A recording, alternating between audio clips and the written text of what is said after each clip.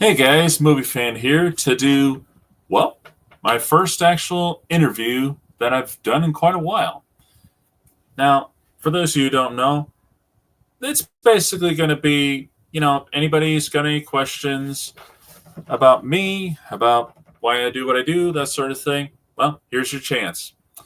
And, before I get started, I want to thank my friend Common Writer for inspiring this because during my last during my last live stream talking about The Simpsons and why it should go, he was asking basically questions that really didn't have anything to do with it.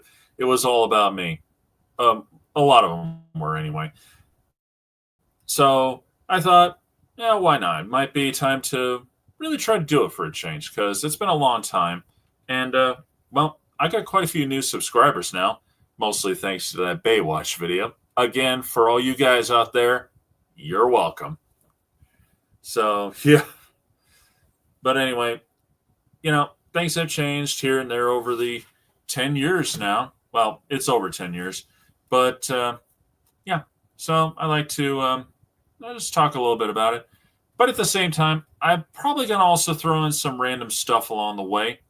Not so much like questions about this and that, but, just some small stuff that I wanted to either make a video of, but I know that I can't because, well, it's not exactly something I cover, or at the very least, it's not something that I can really picture myself doing. It's a little hard to explain, but some of it I think you'll see what I mean as we go along. But, anyway, I want to first start off with what inspired me to really kind of get started on this a long time ago. Well, it came down to three major things. First off, I was first introduced to YouTube literally 12 years ago. And, no, sorry, 11 years ago. And, well, in a nutshell, I was at work constantly talking about movies and that. And I noticed that a lot of the stuff that I talked about, people didn't care or they got bored with real quickly. Take your pick on that one. It amounts to the same thing. So I decided maybe I should try to lay off. And, well, by that time I had discovered YouTube. And, well, I noticed that there was a lot of people doing stuff like this, most notably the Nostalgia Critic. And I did notice with him that he has a bad tendency to go overboard with his reactions, just like the Angry Video Game Nerd. Oh, sure, it works for them, but that's beside the point. And there were quite a few times that he's too busy faking his anger that I kind of decided, you know what, I want to do my own channel because there's a lot of people out there who could probably prefer a real, legitimate answer without the overreacting. So I decided to do just that. And that's how it got started.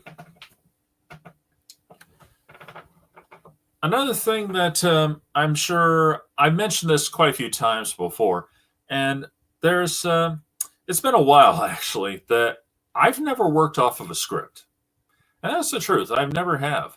I know a lot of people do. My closest friends, my closest friends, Bonnie, Joshua, and of course Jonathan, they've worked off of scripts, and I don't have any issues.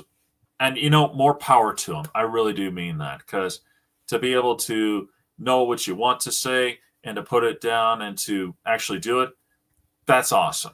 It really is. And I know a lot of people work off a script, and I got nothing against that. But for me, I just could never make that work. Me, I just kind of do it. That's the way. I'm not kidding. That's the way I do it. You could say I obliv it. You could say, well, I like to think of it as almost like method acting in a way. And I'll highlight on that a little bit more later. But, I can never just do it just off of a script. In fact, most of my video, actually all my videos, in fact, I don't just do it most of the time. I have to feel it. I'm not kidding. That's, well, like a method actor, because method acting, they they have to feel their characters. Granted, it can be rather dangerous. We've seen that with Heath Ledger, may he rest in peace. But the thing is, with me, that's the way it works. Because whenever I'm talking about a movie that I just despise, you know, my anger is legit. It's not faked. And when I love a movie, I really do mean it. And when I'm somewhere on the meh scale, again, I really mean it. Now, I'm not saying that anybody is faking it out there necessarily. It's just that when I'm doing it, I'm really just blowing up and all that stuff. Of course, I try to put that to a minimum because the last time I blew up like that, I just about blew out my voice for a week. No, I'm not kidding. That really happened.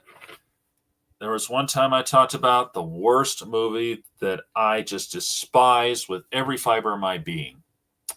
And, well, that's what happened there. I got so ticked off and I was pretty much screaming into the mic that I lost my voice for a week. So I decided to tone that down. And, well, that comes up with another thing. Cyber movie fan. That's why I created him, because you may have noticed whenever I bring up Cyber Movie Fan, it's always about movies that I just hate so much. That's why. Because whenever I talk about ones that really get me mad, well, there you go. It keeps me from blowing my top, literally. Keeps me from screaming my head off, losing my voice and all that. So, yeah, that's why Cyber Movie Fan exists. And I hope to do more with him in the near future. And you'll see what I mean, because that one I'm going to leave as a surprise. Now, let's see what else is there. Well, I'm sure a lot of, just let's get a little off kilter here. I know a lot of people have probably noticed that apparently we're going to get a Power Rangers web series. And my friend DHR, he's covered this one with great detail. He has covered it right from the beginning. And you know what?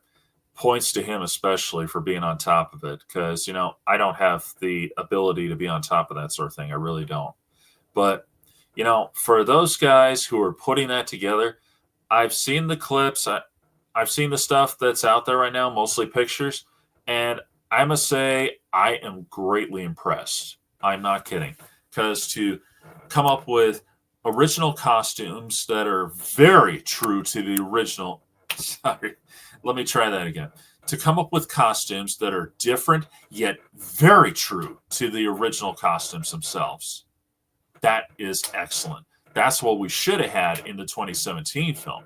Something that was different but yet true to the original, not an Iron Man ripoff. And on top of that, they've recreated Goldar, and he looks fantastic. He looks, well, basically like the Goldar from Kerrigan Mahan's little videos, Goldar and Me, only with the face being more like Goldar from season 2, which, again, is great. And heck, they even got Finster in there, and he hasn't been seen or done since 1995, and that's the truth. And I do hope the best for the person who's playing him, because he's got a lot to live up to. Because Robert Axelrod, man, he will always be Finster, just like he'll always be Lord Zedd. And, he's got a lot to live up to, so good luck to you, man.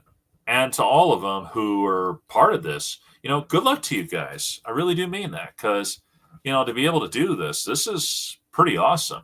And truth be told, I'm actually hoping to see it soon, because I know it's going to be coming in the fall.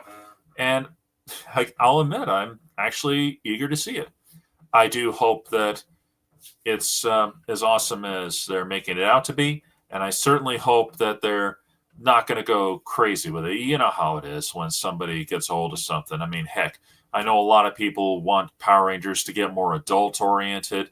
And I think it can work as long as it's done carefully. Because too many times that we've seen this too many times these days, that with TV shows and movies that were rebooted, if you will, that were based off of old shows, well, they have a bad tendency to turn them into rated R and rated X, if you know what I mean.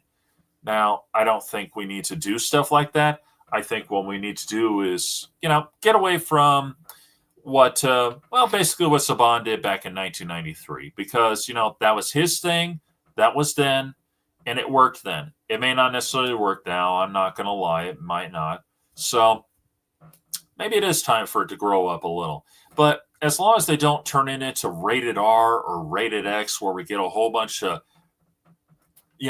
blood all over the walls or sex scenes. I mean, I'm sorry. I cannot associate that with Power Rangers. I just can't.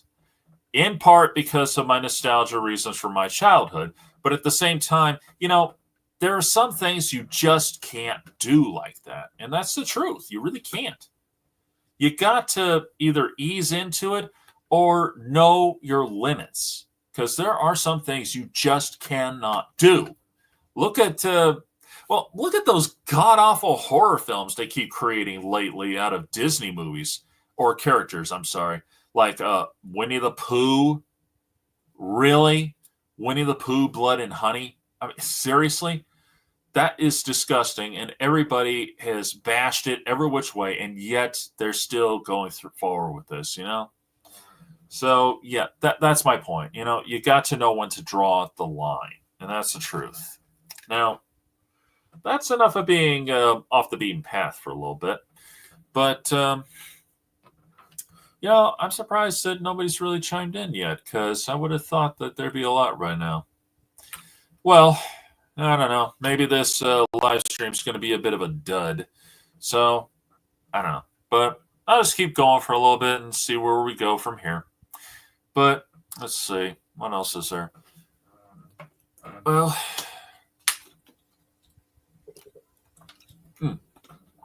I do have one thing to say.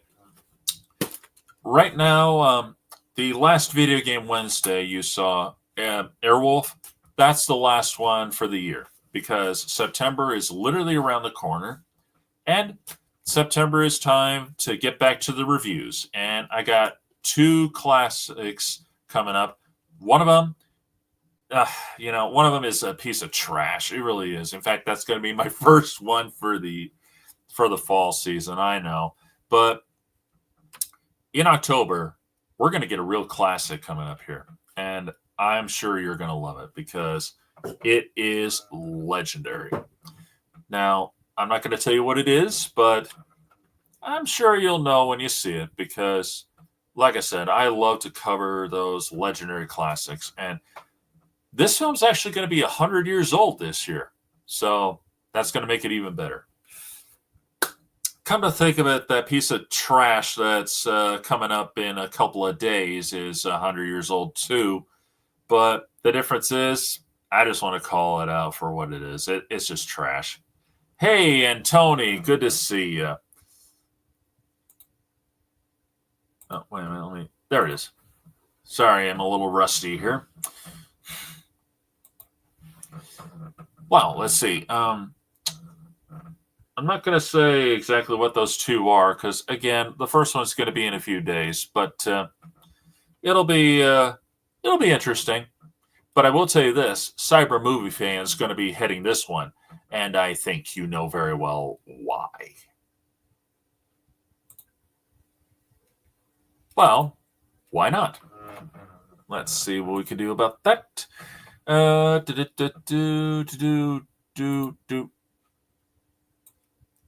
Give me 1 second, Antony. Huh? Wait a minute, did I do that right? Sorry, I'm a little rusty here, guys. Plus, I expected a lot more lately. I don't know what the holdup is or whatever. And here we go. Excuse me a minute. Well, anyway, hopefully we'll get some good interview going on here, because I'm rather surprised that we're 14 minutes in, and so far, nobody, except Antony, so far.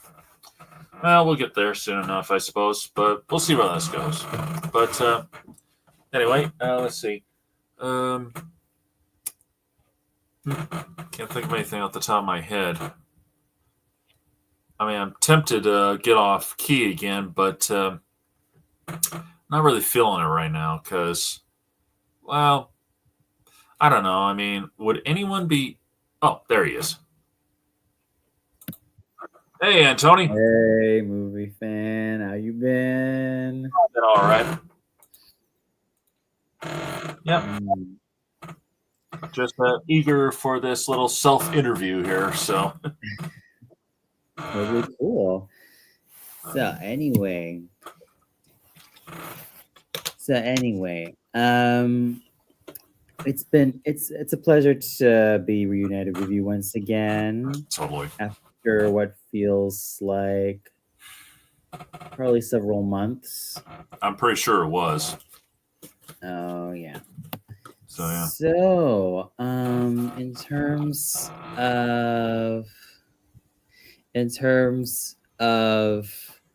your overall favorite Power Ranger series that's not Mighty Morphin, which would you crown as the most superior in your eyes? That's not Mighty Morphin, you said? Yes. Okay, that's going to be a tough call for me. Let's see. Let's see. I got a few to work through here. Zeo was a good season. I do remember that. Space, I definitely think, is probably one of the most superior. And there's no denying, folks, that saved the franchise. It really did. Indeed. However, I did finish SPD recently, and I found that to be very good. Grand. Absolutely grand. But I would have to say Space, because that really changed the game in a big way. Oh, absolutely.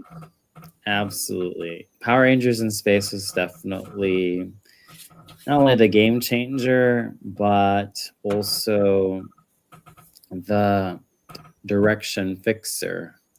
Yeah, sure did.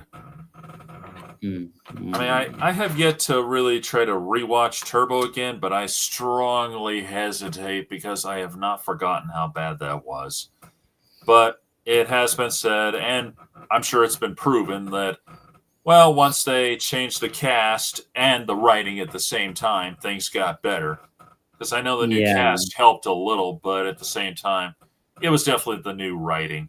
That was what definitely helped it. Yeah, I mean, the more I think about the transition from Zeo to Turbo, I'd like to think that Turbo Power Rangers movie should have been sort of like the passing of the guard, right? Because I still enjoy Tommy, Tommy, Adam, Tanya, and Kat, but even then it almost felt like they were just kind of there. Yeah. And to me, Power Rangers Turbo should have. I've always argued that it should have been a passing the torch moment. Like you could have just had Tommy, Rocky, Adam, Tanya, and Kat, and plus Jason as the Zeo Rangers, and have TJ, Justin, Carlos, Ashley, Cassie as the Turbo Rangers, and have Kimberly join along temporarily as an Americanized version of Radiata from Karenja, but morph into like a temporary white racer.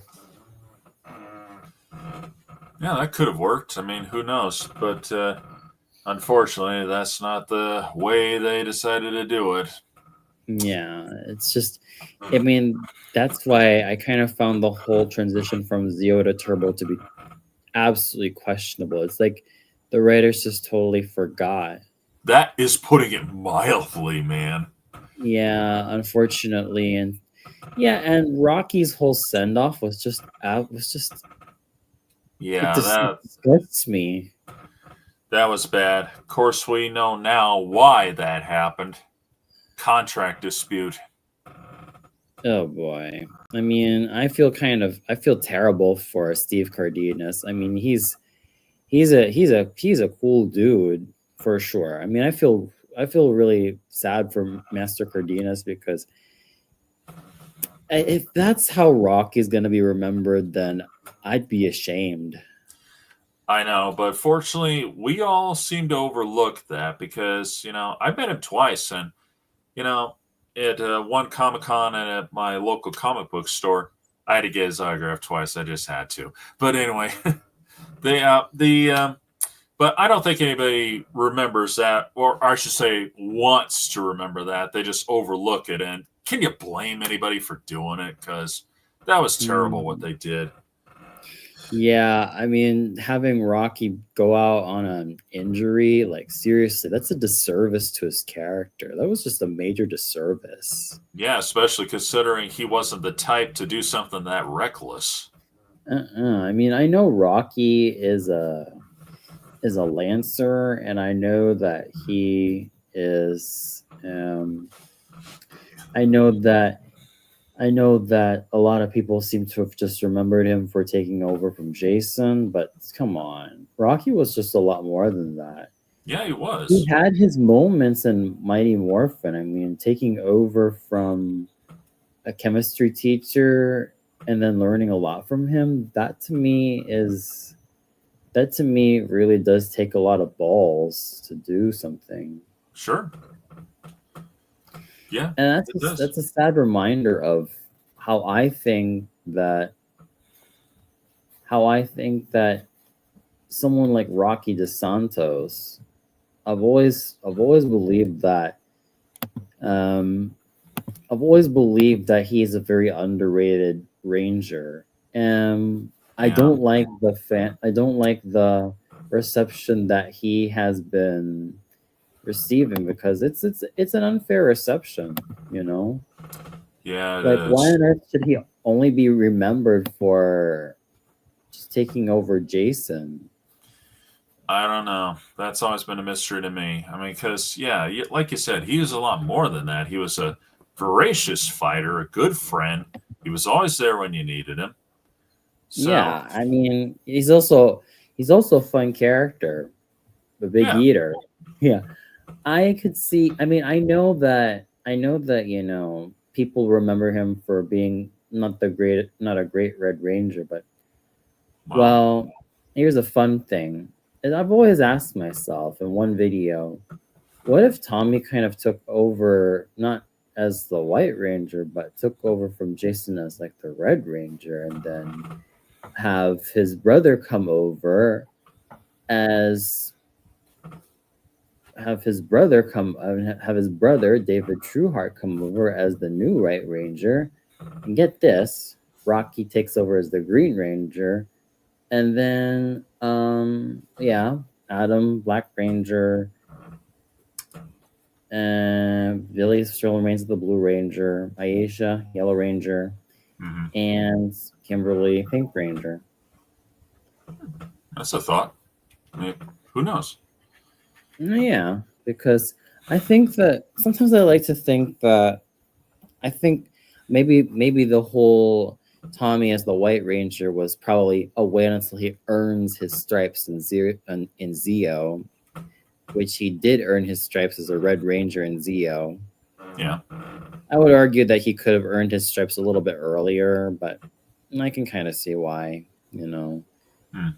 behind the scenes drama of what was going on with Saban. I think that's why Jason David Frank ended up returning as the White Ranger and all that. But to me, I think it's an interesting thought that what would have happened if Tommy ended up being the new Red Ranger Hmm. or took over from Jason as the Red Ranger. Well, it could have been interesting, I think. Oh yeah. And come to think of it, Rocky had one of the worst. He wasn't the first one to have a bad send off. More like he was almost like the second one to have a bad send off because look at Aisha. She had a pretty lousy one. Oh yeah. I mean, oh yeah. I can't help but feel pretty bad for Aisha because to Yeah. me, I think she really does deserve her flowers. I mean, people could say what they want about Karen Ashley and all that, but I think Aisha is cool. Well, yeah, I think she's pretty cool too. I mean, I met her twice, again under same circumstances. Yeah, it's been a pretty good year so far for that. But anyway, yeah, and I couldn't. And the second time I saw her, I had to ask. Just because this is the 30th anniversary of the movie, I had to ask. How does it feel? And she literally said that, oh man, it feels like, well, like it's been, like it was only yesterday, but yet not at the same time. And Oh yeah. let's I think we could all agree on that. It feels like it was only yesterday, but not, because we were there. Oh, definitely. Hey, LBT. Yeah. Hey, LBT. Yeah, let's see what we got here. The Silver Dino Charge. Yeah, that would be interesting. Silver Dino Charge Ranger. That would be Especially as a mentor figure to the Dino Charge Rangers, that would have been interesting. Much like how it would have been a parallel to Tommy being a mentor to the Sure. Dino Thunder I think that Rangers. could have been awesome. Yeah. Yeah, definitely. Yeah, and I'll tell you this, getting back to Aisha again, her little send off. Now, you know, I don't know if anyone's ever thought about this, and it's been a while since I've seen that scene, because I have yet to watch the Alien Rangers series again. But well, it's been a while, and I haven't come across it for a while. But anyway, I remember the reason behind it, which, let's get real, that was cheap, and we all know that was a very cheap idea, cheap reasoning. And I'm being nice about this, Saban. But anyway, Yeah. the fact is, if you think about it, for once and always, she should not remember any of this and not be a member of SPA, because therefore history was changed, right? Mhm. So Yeah. therefore, I mean, we wanted her to be there, but if you think about it, that completely defies the laws of time, physics, the space-time continuum, and logic. Exactly. It almost feels like it was just an all for naught thing. Pretty much, I think that's what that was. But I mean, it was great to see her again, just because, for that. But it's just that really, I knew that didn't feel right. Right up there with Kat saying how the putties sound like turkeys, and she never encountered the putties before. Yeah. Because when she showed up, it was Tengus. Mm. See? Yeah, because I gotta also remember that I also have a hunch as to why. I also believe that there's a part of I could also understand why Amy Jo Johnson left during season 3, because you gotta also remember that when she started, she was 22 years old, and when she nearly hung her tenure as Kimberly, she was about to turn 25 years old. So I could see why that there's that transition from doing something that's mainly targeted towards older kids to doing something that's slightly more mature. Like, look at how she was faring with Perfect Body as Andy Bradley, killing Mr. Griffin as Susan Felicity. McDonald. Oh yes, Felicity as Julie Emmerich. So that was one of the mature roles that she was doing. Yep. And then later on, Flashpoint, and she was great in that series. So it's like a sort of it's also understandable that there's a sort of metamorphosis that she was going through. Well, that was part of it anyway. The rest of it, let's get real, Saban's cheapness. Plus, there was the lack of safety. She did say that kind of was part of it, just a small part of it. Because of there was the, well, her and David have talked about how the brain switch machine ended up catching on fire. Oh, no, yeah. Yeah. And of course, during Turbo, a Power Rangers movie, when she and Austin were pulled out of the water for that scene, well, they just got out, and the lights that were on there, they fell right into the water, and psh. Yeah, they Dang. just got out just before. So Oh man, that's just awful. yeah, just think about that. That was a movie, for crying out loud. Mm. So, I mean, sure, she was gone beforehand, but that was beside the point. So, I mean, technically, she was gone beforehand. But yeah, and I agree. She did make it very clear that one of the main reasons was she wanted to get into other things besides being in part of a kids show. I can understand how she wanted to move on with her career and all that, and rightfully so, because it's no secret they were literally working 7 days a week. Exactly. Even during the big earthquake, I think in '93 or '4, I can't remember which, but yeah, they still had to work. 93. Yeah, Yeah, '93. Thank you. I think They it was still had to no, work. not 93, 94. Excuse me. Maybe I might Oh, it have gotten was? years confused. But yeah, Oh, okay. but Yeah. it was during the time when Power Rangers was starting to become really big in the United States. So, Oh, yeah. Yeah, they never had no days off, no time except to hang around with each other. Hence why a lot of them, they grew real close. Especially, of course, Amy and Jason. As Mhm. friends, of course, as we all know. But yeah, and yeah, so it's no secret about all that stuff. I mean, well, these days right now, a lot of stuff's coming out of the woodwork these days. So, Ooh, wow. yeah, and maybe one of these days I'll make another video on that subject, but not today. But anyway, let me think here. Well, let's see. Getting back to the old self-interview, just for a minute here. Here's a subject that I'm surprised no one's bothered to ask yet, or maybe they already know. My T-shirt that I got the Power Rangers autographs on. Well, Right. believe it or not, I got almost everyone. I'm just sort Austin St. John, Johnny Young Bosch, of course, and Walter Emmanuel Jones. I want to try to get Barbara Goodson if I can. I got her autograph before, but unfortunately at the time I didn't start with the T-shirt yet until Jason autographed it. So, and I want to get David Fielding if possible. Hopefully I'll get them soon. But the main Rangers, I'm down to them now. So down to 3. Great. And I am almost done with my fan club kit because I'm down to again Austin and Walter. I'm down to those 2. So getting those re-autographs, so now I can have their autographs for real. Hooray. As Jason said to me. So, but yeah. And if anybody's going to ask me, and I'm surprised nobody has, by the way, obviously with the T-shirt, when I get those autographs, it's going to be hung up and it's going to stay there. I mean, it's hanging up now, but that's where it'll be. But at the same time, there is one question I'm sure no one's asked me. Once I get all those autographs, am I going to stop? Nope, I am not. I could see Steve Cardenas appear every year if possible, just for the sake of argument. If he came to my town every year, I'd still go and see him and get his autograph, because after what happened, no, I cannot. Yeah. I must. So, and Bonnie? Yep. Joy Unicycle has asked you this question. What drew you to the Power Rangers?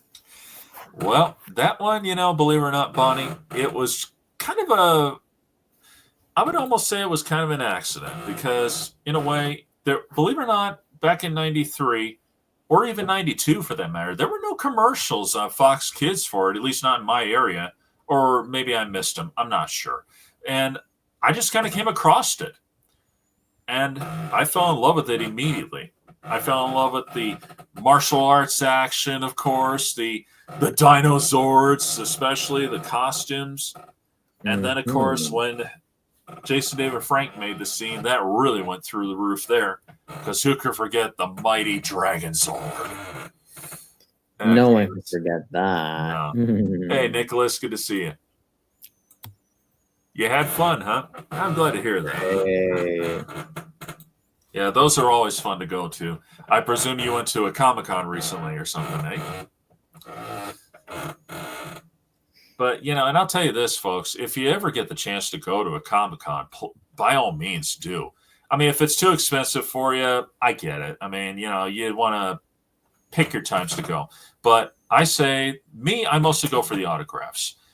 And if there's someone, and I mean anyone whose autograph you just desperately want, go. It's worth it.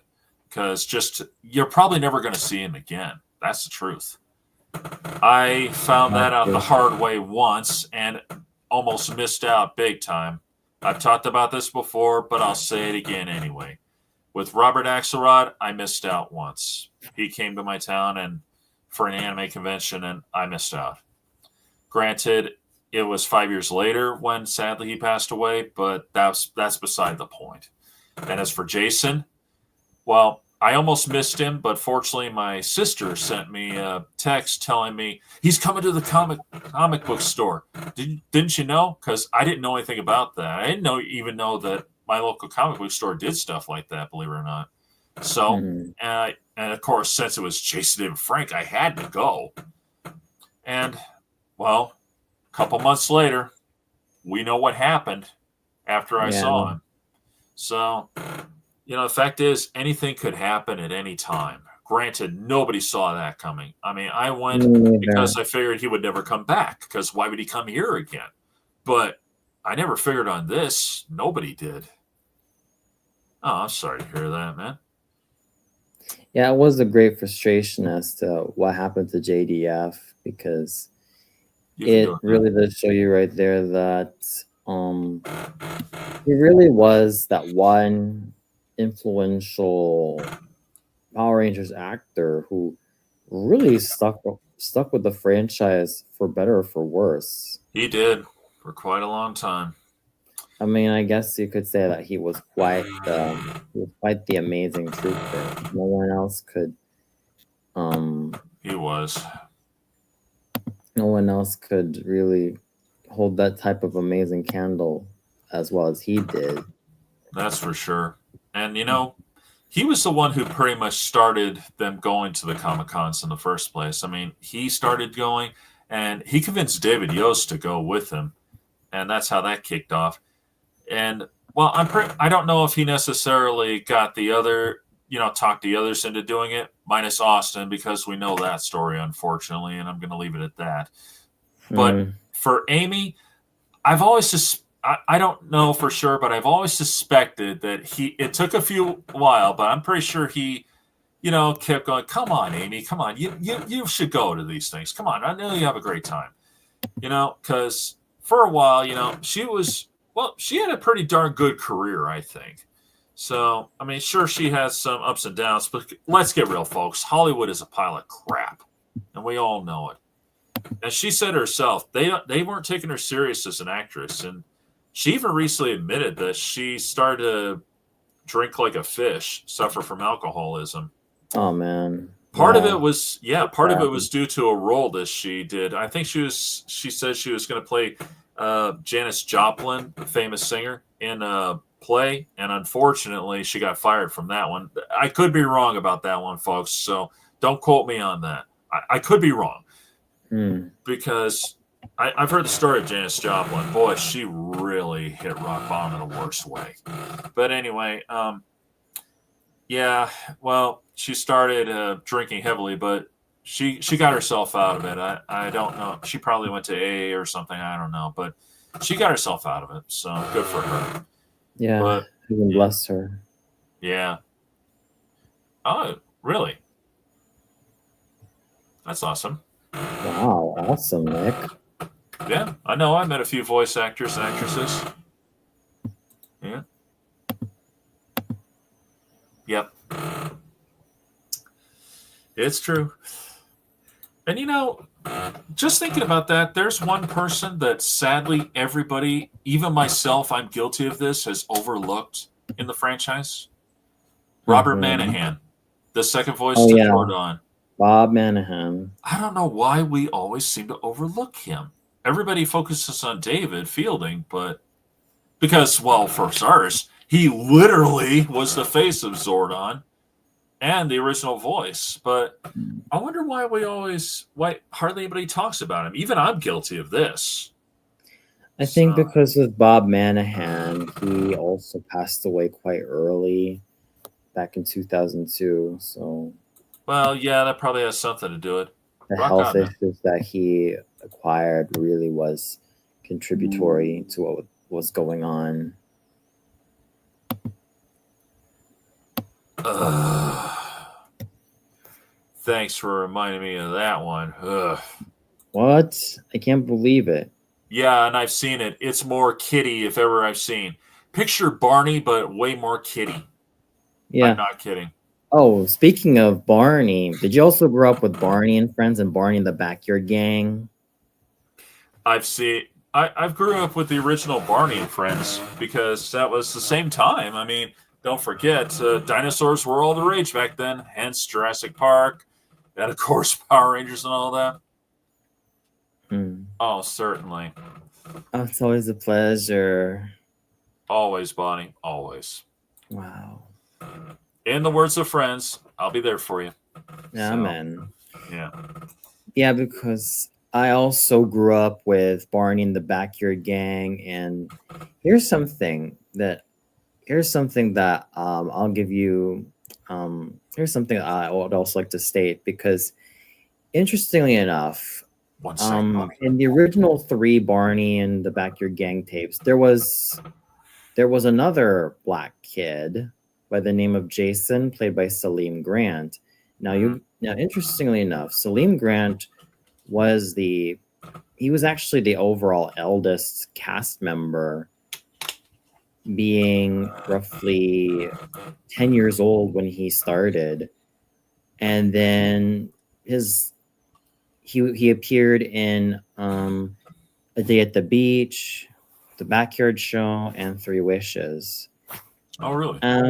There was a lot of talk about what was going on behind the scenes, but you gotta also keep in mind that Salim Grant, between 1988 to like 1989, he was already in his tweens. So I'm starting to get the feeling that if you're a tween actor and if you're in your, like, let's say between 11 and 12 years old and even approaching 13, it'd be kind of awkward to still continue with something like Yeah. Barney and the Backyard Gang.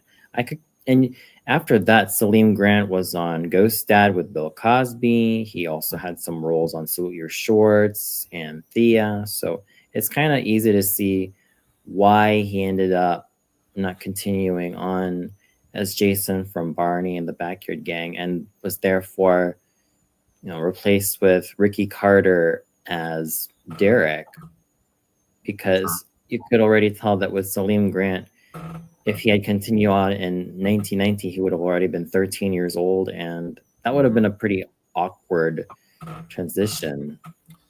Yeah, no doubt about And that. and here's another thing. One of the other Barney kids, Michael, played by Brian Epps, Yeah. in the Backyard Gang, Michael has a younger sister named Amy. Now, I mentioned in a video short that it would have been interesting if Amy had been on Barney and Friends, because on Barney and Friends, the only sibling dynamic or human sibling dynamic we see is basically Lucy and Tina. Yeah, I remember them. And then with Michael and Amy, we ought to also keep in mind that they were pretty much the first sibling duo we saw on screen during the first three Backyard Gang tapes. It's a shame that Becky Swank, Amy's actress, didn't end up continuing because she kind of fell ill. Oh, Yeah, but she recovered after that. But that's good. it's a major shame because it would have been more interesting to see Michael's and Amy's storyline as siblings continue to grow. And Alexander Jean, the kid who was, or the boy who played Adam in Barney and the Backyard Gang, it would have been interesting to see him continue on Barney and Friends. Yeah. So there was just a lot going on in Barney and Friends that what would have happened if a lot had been changed because. But then again, I understand. You can only do so much with a total of 8 kid actors, 2 mascot actors for Barney and Baby Bop in the first season, and everybody in the crew just trying to keep Yeah. everybody together. So I could Oh, kind sure. of Yeah. understand where it's coming from, but honestly, it would have been really interesting to see what would have happened if there were like 10 or 11 kids. Because I say 11 because that would also include Jeffrey from Campfire Sing Along. Well, he was sort Yeah. of the replacement to Adam, played by Alexander Jean, because Jeffrey, he only appeared in that one because, well, I think from what I remembered reading, Alexander Jean he kind of called sick, Oh, and dear. then he returned in Barney Goes to School. Mm. Yeah. Mm.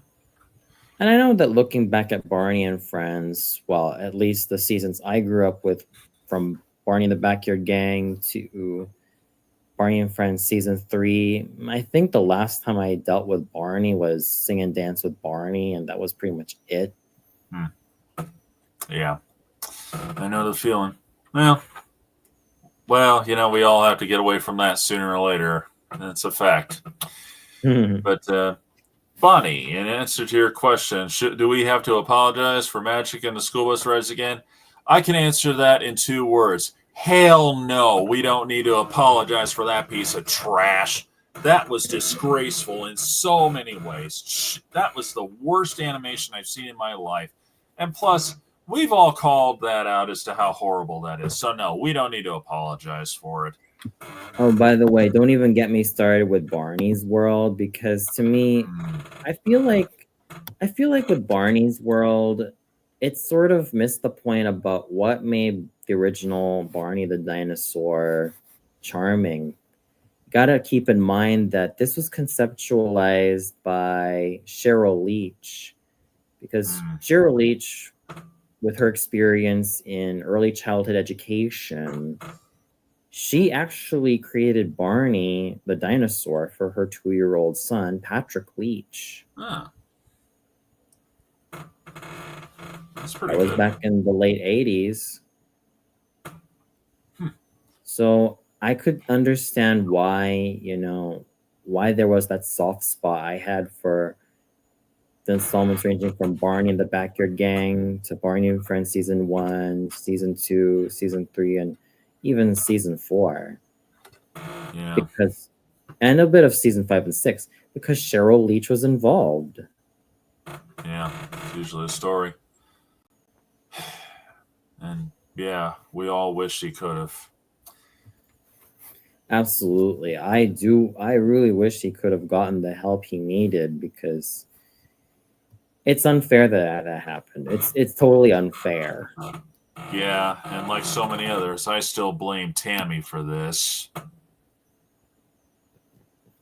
Yeah, I mean, she should not have served those divorce papers in front of the Comic-Con, but I think there's a whole lot more than what was going on, because one's got to also keep in mind that JDF did go through a lot physically speaking. The MMA career, which, why on earth would he compete heavyweight, is way beyond me. I don't know. I felt like there was strike one that kind of messed up with his body, and now he paid the consequences for it, sadly. He could have gotten more competent coaches and said, listen, you got to compete middleweight. Yeah. You can't afford to push yourself to heavyweight, because eventually your body's going to give way. It's already true. strike one. And then there's the bicep tear that he experienced. I think that was really from juicing himself up too much. Yeah, it could be. And really, really pushing his body where it should not have been pushed in the first place. Yeah, it's true.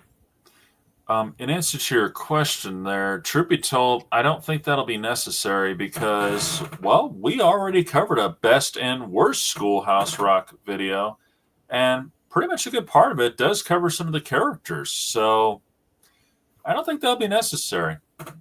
So I would suggest check out our top 10 list of the top 10 best Schoolhouse Rock songs as well as the worst. It's 2 videos, by the way. So that would be my suggestion. And yeah, I totally agree. I mean, I've always felt that MMA was part of the problem because I couldn't help but notice that, after that, or during, I should say, it seemed like he was starting to get more aggressive in a way. Because I remember when somebody had tried bringing up the so what was it? The fan fiction fan made video MMPR that was going to be on YouTube. Basically it was going to be a different concept, more like it was supposed to be Power Rangers some decades later after the fact. It never really made it, unfortunately, because on the director, he kept dragging his heels, he kept making excuses, and he just didn't follow through on it completely. In fact, I did make a video talking about that. It's been a while since I've covered it. I'll send you the link if you're interested, Tony, because you find this fascinating. It was supposed to be awesome, and the trailers, they're still out there, and they're incredible even now. But it could have been something. Even I was interested in it. Heck, Austin St. John gave it his endorsement because it was dark. It was kind of like watching. Well, basically it was darker, but it didn't. But for what we could sell, maybe not too dark, just the good kind, where they're not going overboard with it. They're being more serious about it, that sort of thing, not semi-campy or too kid-friendly. If anything, it was like Power Rangers Unworthy in a way. So, Right. In fact, that could have been the original Power Rangers Unworthy. But yeah, unfortunately, it didn't pan out. And I'll send you that link. But Yeah. Anyway, and another thing, I also caught your video about why you won't watch Legend of the White Dragon, and I understand where you're coming from. I mean, that film has been in development hell for what feels like 7 freaking years. I know I'm praying for it for a release, but I guess given some politicking that's been going on, I'm like, oh dear. Yeah, especially since that jerk had the nerve to claim that Jason and Amy had a falling out. Aaron Schoenkamp, oh, bull. Exactly. I mean, I don't know what he was pulling out of his ass, but really. Yeah. In fact, my friend DHR actually did a follow-up on that video, believe it or not. He actually followed up on my video on that one, and he said that and I didn't know this part actually, that apparently when they were working together, Jason and him, that he actually called him out on a few of his crap. So, yeah. Oh, boy. Yeah. And I didn't know that. So that's news to me. Yeah. And I mean, the thing about Legend of the White Dragon was that it also seems to have a lot of the greats in terms of the martial arts actors. Like, you got Johnny Young Bosch on there. You got Mark Dacascos and his Power Rangers brother from another mother, Jason Font. Yeah. And there. Serena Vincent as well. Sierra Hannah. Oh my God. You can't go wrong with that. No, it seemed it had the potential, and I wanted to see it. But then when he started making up all these lies, especially using his death as an excuse like that, that's scummy. And of course, trying to basically piggyback off of that, saying, "Oh, you got to see this because Jason died. Oh, you got to see this because Jason's dead." It's like, no, that is morally wrong. Morally wrong. I'll say it right now. Yeah. That is morally wrong. And I'll say that John Taffer said it best. Yeah, he did. And I said it once, I'll say it again. It's one thing to say that when it happened. You say that one time, and you say stuff like, "We plan on following through on this. We're going to do this for him because that's what he would have wanted." You do not say that and keep harping on that for 3 years. That is unforgivable. And that's the truth. Exactly. Oh, Bonnie's got the right thing on that one. That's exactly right, too. I wouldn't, not just sickos, but absolute shitheads, really. And that's what this guy is, too. So yeah, I think I'm more willing to just get Mr. Shunka out. Well, I'm not watching his stuff anymore. I've given up on it. And yeah, I know, Bonnie, you do hate Barney, and I have seen the animated animation. Well, it's popped up when I was looking up stuff, and oh boy, it does look wrong. It looks very wrong. Because I get that there was more. It says something that there was a lot more, but don't forget the magic in Barney and Friends really does come from the simplicity. I mean, like so many other shows in the 90s. That's the truth. Yeah, it really came from the simplicity. It's it really came from actual communication between this mascot and the kid actors, which made it all the more genuine. And even with other characters being added, like BJ and BJ in season 2 and 3, and then Scooter and Miss Etiquette in season 4. And let's also not forget about Stella the Storyteller in season 3. I'd like to think that Stella the Storyteller was added because I believe that it was the show or the showrunners thinking that we need a sort of mama figure on here. Could be. Because it's also, and we also got to mix it up a little bit more. We can't just have, I mean, it's cool that the kids are telling the stories and Barney telling the stories, but let's also have a mama figure. Let's also have a mother figure on board. Makes sense. Yeah. Now we got last Schoolhouse Rock question I'll ask you. Do you think Becky Sue is a bad character? Well, you know, I don't know if I'd say she was a bad character. I would say she was a dumb character because she, well, to use an old cliche, especially considering her character profile, she put the cart before the horse. She took out a big loan to buy a whole bunch of rock and roll equipment, you know, speakers, guitar, all of it electric. And she didn't have electricity at her house. She wanted to be a country star. That's the gag. But, you know, it's I get what they were going for. And once again, you know, the banker was the best character in that one because he was very clear about how the system works. And let that be a lesson to everybody. You know, you might want to check that one out. I mean, it's not my favorite, but what the banker says about, you know, getting loans and how that works and how you do pay up through the nose in a way, they put it politely, of course, you know, but, you know, they were very clear about this because, you know, usually, let's get real, folks, especially now, if you go to any joint, there's always that legal mumbo jumbo that only a lawyer could understand. And basically, it's just to confuse you and make you sign the wrong thing where you sell your soul. Can't get out of it. Yeah. I mean, it's about right, isn't it? Among other things. Awesome. That's always good to see. And you know what? I did recently go to Comic-Con, and I actually met the voice actor to Wishbone himself. Yeah. And believe it or not, you're going to love this one, Antony. You remember Quagmire from season 1, Mighty Morphin? On the island of Terra? Yes. I met him. Yeah, he was there. Quagmire the elf.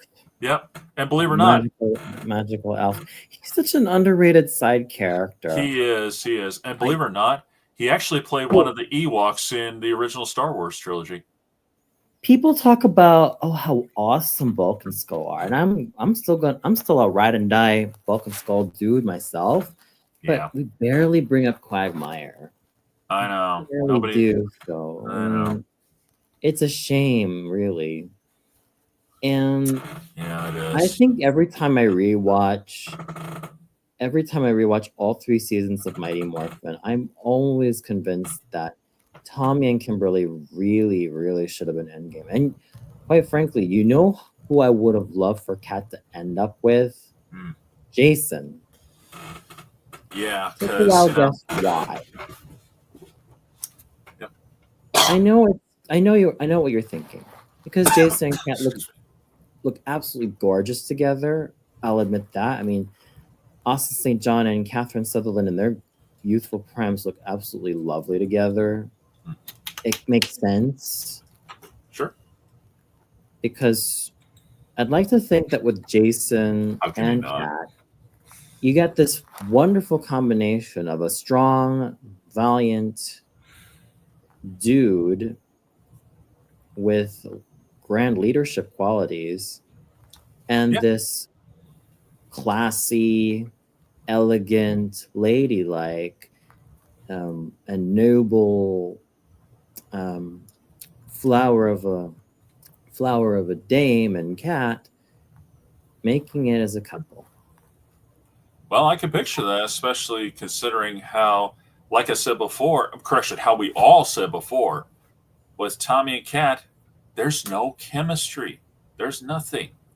They act I more get like that they both friends. had shared pasts of being under Rita Repulsa's thumb, but That's, it, yeah, it but that's that's, also why I've realized, okay, with the opposites attracting between Tommy and Kat and Jason, Tommy and Kim, excuse me, yeah, Tommy and Kim, and Jason and Kat, respectively, you could see how well those polar opposites can work on each other. sure. hmm I mean, Kim's got the sass, and her sass Well, she is did. not just making her a very personable character, but I think she's seen Tommy's wonderful side, good sides, Yep. bad sides, and ugly sides, and never once did she flinch. Nope. Never. The same goes for Tommy. He's seen Kimberly at his best, at her meh, Yep. and at her worst, and at her ugliest. Yep. Neither of them flinched. Nope. Neither of them. Nope. And then came, and I think the writers really kind of took that for granted by Zio. Why? Just because Amy Jo Johnson wanted to do slightly more mature stuff? Yeah, I know. Yeah. Shameful. And Yeah. I would like to think that if I had it my way, Kat should have just boinked Jason. Yeah, I'll go with that. Oh, here's She one should from have boinked Nicholas. him. Yeah, from Turbo, Power Rangers movie. I'll admit that was one of the few satisfactory moments Yeah. for But me. really, like I keep telling myself, Turbo Power Rangers movie. Here's how I would rewrite that. That was terrible. You should have just had Tommy and his team strike again as the Zeo Rangers. And I've always argued that the team up of TJ, Carlos, Ashley, Cassian, Justin, they should have been the Turbo Rangers from the very beginning. That could have made I a think, difference. yeah, honestly, I think TJ is a very underappreciated Red Ranger. Yeah. I do feel like he should have been the Red Turbo Ranger from the very bloody beginning. It would have made a Yeah. lot more sense, right? And I don't like to overemphasize the importance of diversity and equality, but it really would have been better for Selwyn Ward to have been the first black leader of the Power Rangers from the very blooming beginning. Made more sense. Yeah, perhaps. But I just I just can't help but feel really terrible for JDF and Johnny Young Bosch and Nakia Burrison and All of them. Catherine Sullivan when they were in Turbo. It's like they were just essentially. It was essentially on. There was. It's essentially autopilot. Yeah, that's just it too. And, one of these days, my friend Jonathan the reviewer, he's been suggesting that I do another. Well, I've only done one of these so far. A Can It Be Saved video. Me and Bonnie covered Rockadoodle. He suggested I try and do that one of these days with him, and one of these days I really should, because you know that would be one that I mean, I love your idea, but I know there's quite a few details that could definitely that. Let's get real. They need to be fixed completely. I mean, the writing, that was one of the worst. I mean, come on. The convenience of Justin, really? The convenience of how Justin became Blue Ranger, that was the best they could come up with? Oh, he was hiding under the bed and overheard everything? Yeah. That was kind of. I understand that. This was a way to kind of jettison Blake Foster as a very talented young martial artist, and give him the chance to be a Power Ranger actor himself, which is great. I mean, but we also got to keep in mind that there had also been other Kid Rangers. Remember Cole from Dairenja Yeah. and Riki from Orenja, although Riki does take the form of like a tween teen boy. So of course the visceral frustration towards Justin is very unwarranted because, well, I guess now that I've learned to appreciate Super Sentai a lot more, we can't forget about Go from Dairenja. So, I'd like to think that how Turbo, a Power Rangers movie, could have been saved is just get rid of Rocky being freaking injured. Yeah. Oh, because of what? Saban was being petulant towards Steve Cardenas' demands. Shiz. Pretty much. Oh, and then maybe, how about the new blood of Rangers come over from, what was it? From the other city, Why wait for the second half of Turbo for TJ, Carlos, Ashley, and Cassie to arrive? Why even wait when you could have just had that happen in the movie? Yeah, I know. There's a lot that should have been fixed, really. I mean, I get that it was sort of like the last hurrah or the second to the last hurrah for the original cast from Mighty Morphin to Zeo, but still, if you want a last hurrah, have the last hurrah be a Zeo Turbo team up. I know. Look what I mean. I think that's why when I think about it, it could have followed that similar formula that Karenja versus Orenja did. Yeah. That would have been interesting, but the writers barely took advantage of that. It's a shame. Yeah, there's a lot of things that went wrong in so many ways, and that's putting it mildly. Yeah, Karenja versus Gexo Sentai Karenja versus Orenja. That alone would have been freaking. That would have been a very interesting formula that Turbo Power Rangers movie could have followed, because a team up between the original, a team up between the Zeo Rangers, i.e. Tommy, the Red Zeo Ranger, Rocky, the Blue Zeo Ranger, Sure. Adam, the Green Zeo Ranger, Tanya, the Yellow Zeo Ranger, Cat, the Pink Zeo Ranger, plus Jason retrieving his Gold Zeo Rangers back from Tree of Triforia. Sure.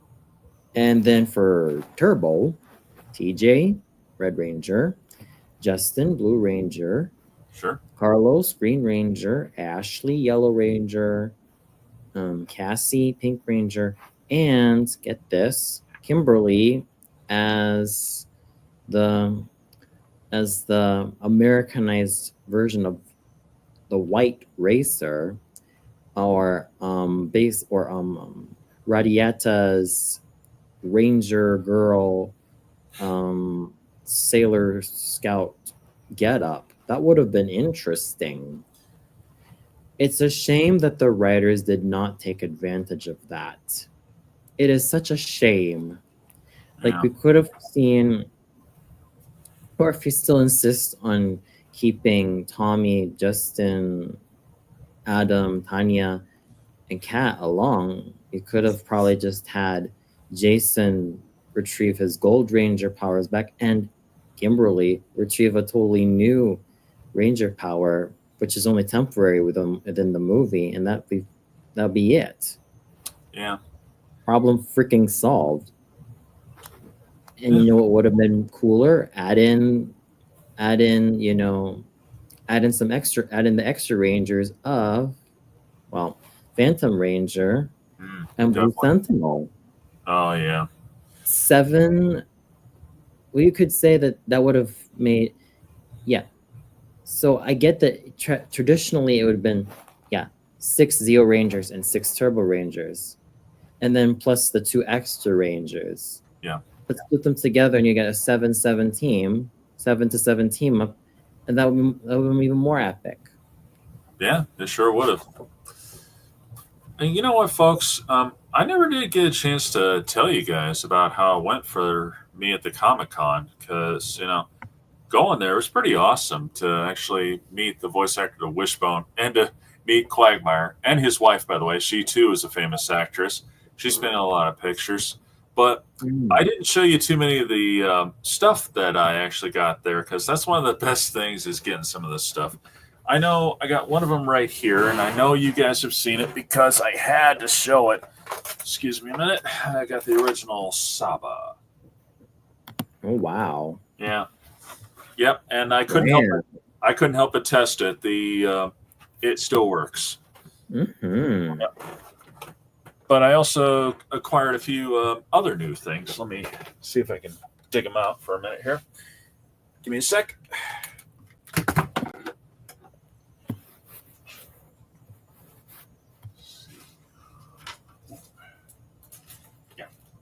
One.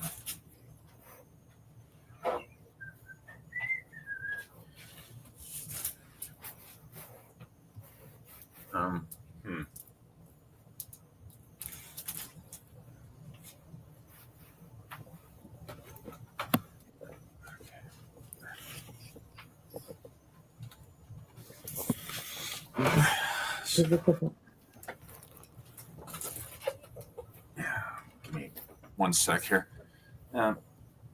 One of them is not, well, one of them I did not get from the Comic-Con. I'll show that one last.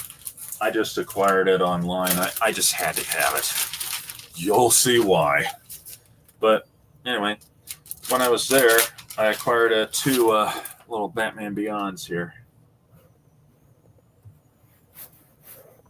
I don't know if it's reflecting a little too much there. There we go. Yeah, because I went as Batman Beyond. Oh, and in case anybody's wondering, no, I did not win the cosplay contest, but I had a lot of people wanting to take my picture, so that's always a plus. That's cool. Yeah. But, I think you guys are going to don't bite me, George. You're going to love this. And believe it or not, this was being sold by a friend of mine who I actually went to school with. In fact, he owns a little pop culture toy store. Awesome for him. Cool. Yeah.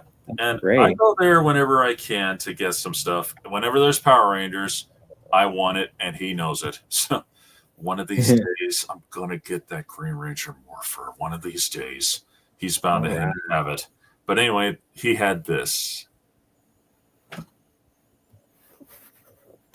Pretty cool, huh? Well, that's lovely. Yeah. Yeah, Alpha in the Command Center, Black Gold Edition, and you could see the ice cream scoops. No brainer what that is. So, let me put that aside for a minute. But this one I just acquired online, and you can guess why I had to have it. And yes, this is vintage. Mm. All the major characters here. And some of the most famous villains. You know, Right. I've always loved that image back there. You know, that's always been so iconic to me. Oh, you did? Oh, hang on a second. Nicholas won cosplay contest twice. Rock on, dude. One of these days I'll win. Awesome. One of these days I'm bound to win because one of these days I'm going to redo my Megazord costume. But I'm going to take my time with that one because I'm using EVA foam this time instead of cardboard and duct tape. I had some trouble with that sort of thing in the long run, unfortunately. But live and learn. Yeah. And diverging from Power Rangers, what other anime did you also watch growing up? Anime? Yes. Well, let's see. I didn't really get into anime too much, at least not at first. But let's see. Let me think. What was my first anime? Well, I would say my first anime would probably have to have been Pokemon. And then when Digimon made the scene, I transferred to that immediately because I loved the concept, the action, and all that. And at that time, I didn't know Saban produced that. But yeah. But I loved that. And then, of course, when I got to the more, shall we say, adult anime, you know, where it's not so kid-friendly, my first one would have had to have been, let's see, it would have had to have been Hellsing. That would be the big one. Great. Not Hellsing Ultimate, Hellsing. That would come later. And then, of course, Inuyasha, and along the way, my first anime movie, Princess Mononoke, which is a masterpiece. Wow. One of these days, I gotta make a video on that one because that is a masterpiece. By all means, do so. Yeah, totally. So, if you had to choose between Fox Kids and Kids W, which one would you choose? You know, that's a tough call for me because, believe it or not, originally, you know, Fox Kids was where it was at. And then, of course, Kids WB showed up and they had a lot going for them. But here's the funny thing about that. A lot of people, I don't know if this was necessarily all over the country, but I'm pretty sure it was. But a lot of the shows on the WB started originally with Fox Kids, like Animaniacs, for instance, Pinky and the Brain, because, you know, they were with Fox Kids. And when the WB came up, because they were property of Warner Brothers, guess what? Same went with Tiny Toons, if I'm not mistaken. That was one of them. Let me see. What else was there? Well, I know there was a few more, but still, you know, the WB had a lot. Oh, Batman. That was another one. Batman, the animated series. That was originally Fox Kids and then shifted over when the WB showed up. But, you know, then we had, let's see, Superman, I believe, started on the WB, if I'm not mistaken. Yeah, Superman, the animated series, was on the WB. Yeah. But, you know, I would say for me, I'm more Fox. I tend to lean more on the Fox Kids side, but I did love the WB, especially when Fox Kids kind of had some shows that I wasn't interested in here and there. You know, because you know how it is. There's always something coming up that just, you know, you can't get into. But, you know, the WB had some good shows. It had Earthworm Jim for a little while. Freakazoid, that was a good show. The only problem was they could not pick a damn time slot. For some reason, they were jumping all over the place, and that's what killed it. It really was. There was another series that actually happened in a way, except it was more weird than that. Have you ever heard of a show called Freaky Links? No. Yeah.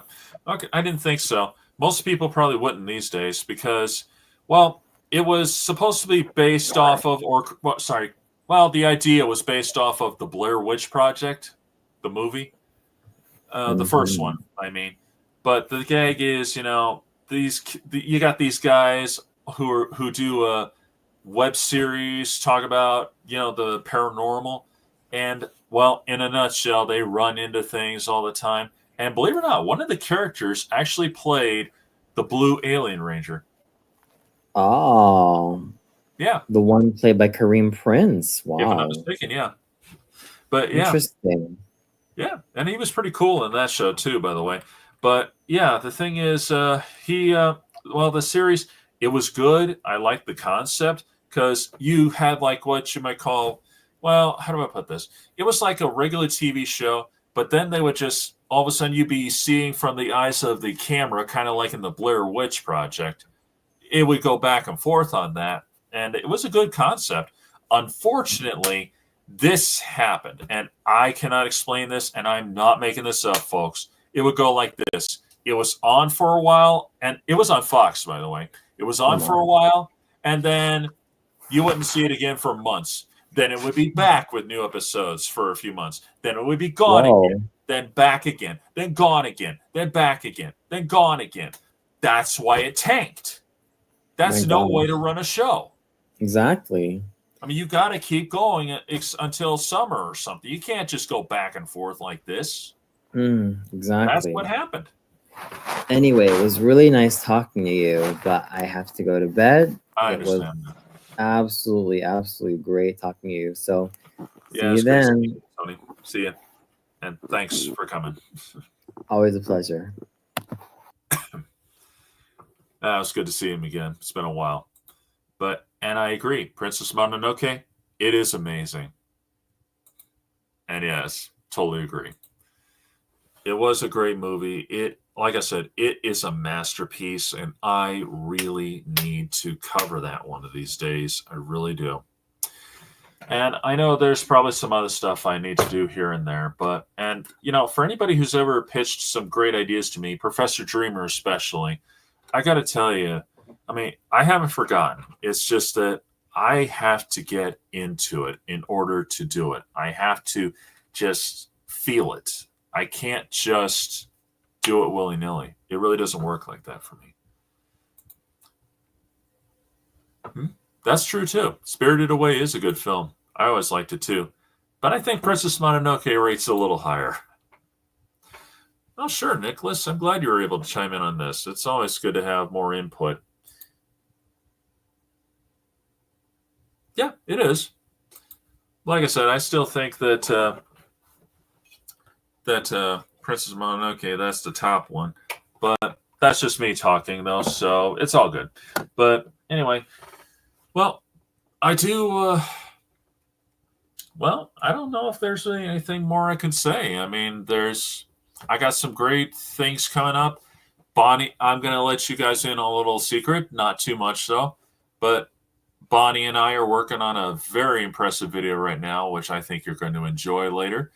But we're still working on it, and I know my friend Jonathan has a grand idea, and again, we're going to work on that too. But it's just a matter of getting together on this sort of thing. You know how it is, because we're all busy people here, and that's the truth. Despite being on YouTube, we all got stuff we got to do.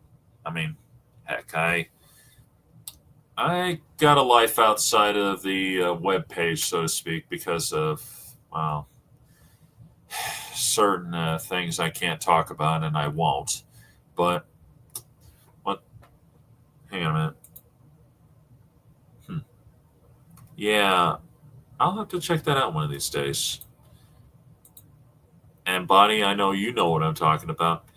And one of these days, and I'm going to give a little hint to this, folks. I'm going to do a Dare Compare, but it's not going to be like anything you've ever seen. But I need to get together with a few friends on this first. And at the same time, I think it's going to be epic. But I don't know.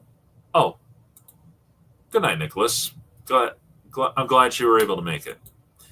But I don't know. I mean, should I... Bonnie, do you think I should drop a hint on that Dare to Compare or what? Because I don't know if anybody else is all for it yet or not. So I don't know. Anyway, maybe I just forget. But sooner or later, there's going to be a Dare to Compare, and I think you're all going to love it because it'll be a first. But first, I got some other stuff going on. And like I said, for anybody who's ever pitched me some good ideas, especially Professor Dreamer, I really, you really want me to say it? Well, okay then. Okay, guys. Well, I'm going to say it then. Well, I'm planning a Dare to Compare that is going to be live. That's right, folks. I'm planning the first ever Dare to Compare live stream. And it's going to be about Les Miserables, the 2012 film starring Hugh Jackman and Russell Crowe. Yes, I can hear teeth grinding on the Russell Crowe part, folks, but it can't be helped, versus the play itself. I think it's going to be epic. I just did. So, no need, Bonnie. Sorry, I had to flash that up there.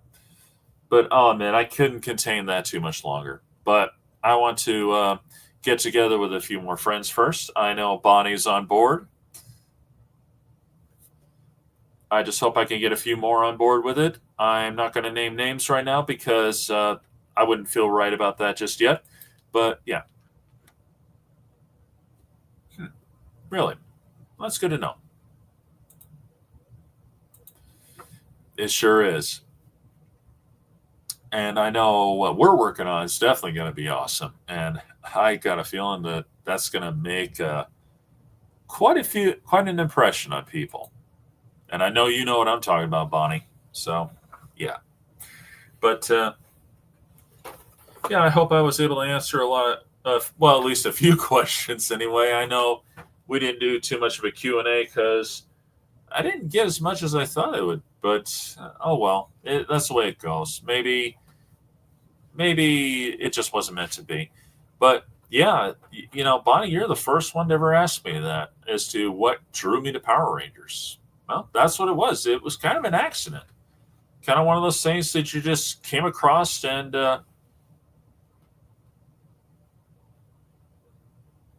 that's it.